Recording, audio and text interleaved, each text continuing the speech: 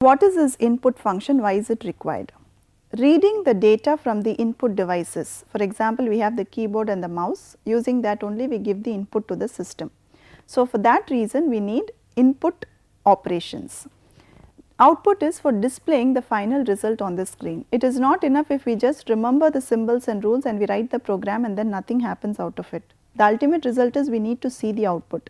So, for that reason the output function is very important. So, a combination of those two is what are called I/O functions, which stand for input and output functions. Now, the classification of the input and output functions, you have the formatted functions and the unformatted functions. Under formatted functions, you have the scanf, which is for input, and the printf, which is for output. And under the unformatted functions, you have a list of gets and a list of puts, each of which we will be seeing in the future slides. So, the unformatted functions, if you see, it mostly revolves around characters. The formatted functions can be used for all types of data.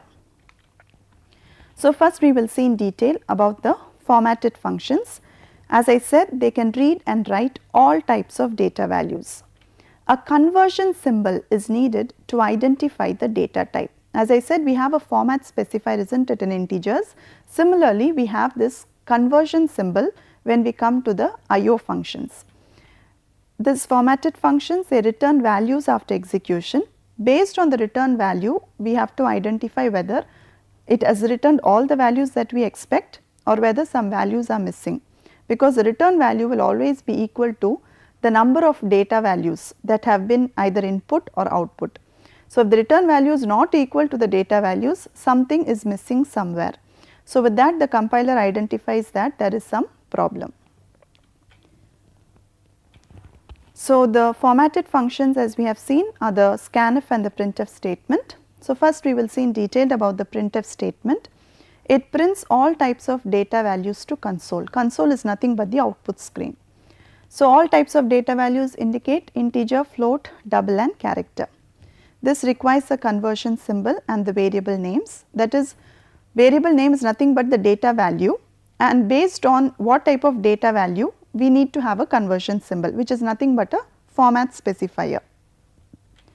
The number of conversion symbols should be equal to the number of data values. So, if we want to output 2 data values, we should have 2 conversion symbols. We cannot have 3 conversion symbols and print only 2, or have only 2 conversion symbols and print only 3. So, this is an example of how this is used in the program.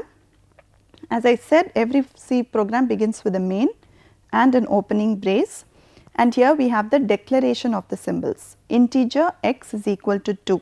That means x is an integer variable holding the value 2. Y is a float variable holding the value 2.2, because it is a fraction we use the word float. And we have the character variable z, which holds the character c. Now, how are these values printed? If you see the printf statement, %d is the conversion symbol or the format specifier for the first variable x, %f for the second variable y, and %c for the third variable z. If you will remember, these 3 are the format specifiers that we studied in the integer data types. So, the number of conversion symbols, we have %d, %f and %c, 3, and the number of variables to be printed x, y, z, that is also 3. So, this is the syntax or the rule that is to be followed while using printf statements.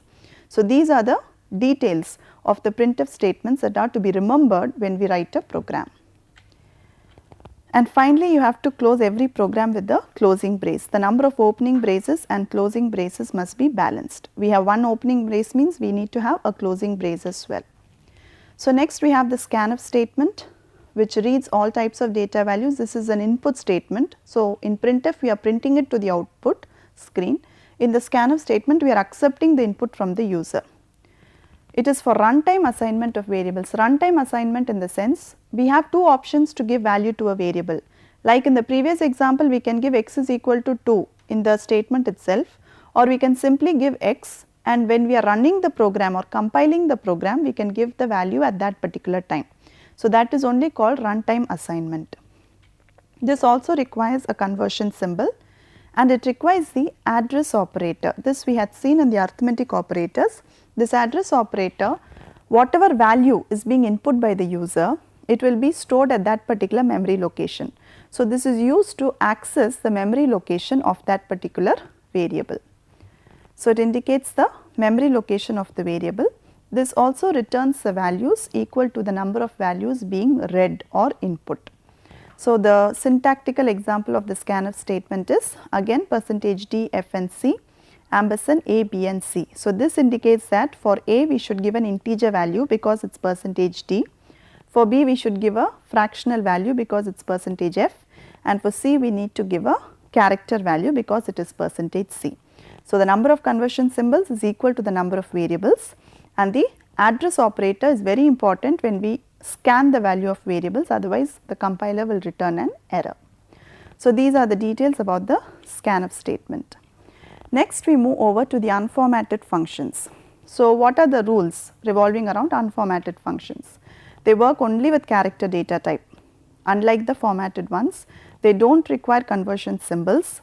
They also return a value, but they return whether it is done or not done. It does not return values according to the number of variables. Either the operation is done or it is not done. It just returns one value. It is always the same. And if values of other data types like integers are passed to a function, they are treated as character data. How is this possible? This is possible because every character is represented using an ASCII integer value. So, if you give say the value 65, it will accept it as capital A. So, that is how unformatted functions work. So, in this unformatted functions you have two types of input output. One is character output and string output. We all know what is a character output, only a single character it can hold. A string output can hold a sequence of characters. So, in this character IO you have getChar, which reads one character at a time. This is for getting the input. It reads just one character at a time. Next you have the putChar function. Put itself means putting it on the screen. This prints one character on the screen at a time. Next you have this getCH and getCHE. Both of them do the same job of accepting characters, but these can accept both digits as well as numbers. That is why they accept alphanumeric characters. The difference between these two is that they read alphanumeric characters from the standard input device. getCHE reads as well as displays the alphabet, whereas getCH it only reads the data, it will not display the data. So, that is the difference between these two. And again you have putCH, which prints any alphanumeric character taken by the input. Now, all these do the same work of reading characters and displaying characters, but the difference is that in getCH you have to insert only characters, whereas in getCH and getCHE it accepts both alphanumeric characters, digits as well as numbers. And putChar also prints only a character, whereas putCH prints alphanumeric characters, which is taken by the input device. So, this is an example for this alphanumeric character. You have the starting, you have the brace, and you have the declaration character CH. And now you are printing a line on the screen, enter any two alphabets, and you are using this getCHE to accept one alphanumeric character. So, this will be accepted as well as displayed on the screen. The next statement you are using the getCH and you are assigning it to the character CH. So, this accepts the character, it will not display it on the screen, but it will assign it to the variable CH. Next you are printing the line, the letter is, and you are putting this character which you just now accepted on the screen.